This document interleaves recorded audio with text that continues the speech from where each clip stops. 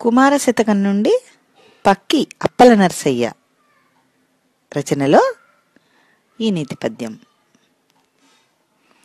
అవయవహీనుని సౌందర్య విహీను దరిద్రు విద్యరానియతని సంస్థవనీయో.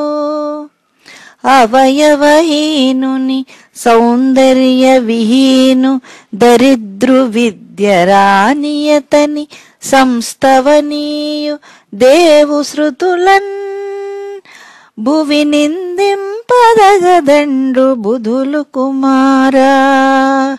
దేవు శృతులన్ భువి నిందింపదగదండ్రు బుధులు కుమారా. భావం: కుమారా, భూమిపైన అవయవలోపం ఉన్నవాళ్లను, అందంగా లేని వాళ్లను, పేదవాళ్లను, నిరక్షరాస్యుల్ని, గొప్పవాళ్లను, దైవాన్ని, వేదాలను నిందించకూడదని పెద్దలు చెప్తారు.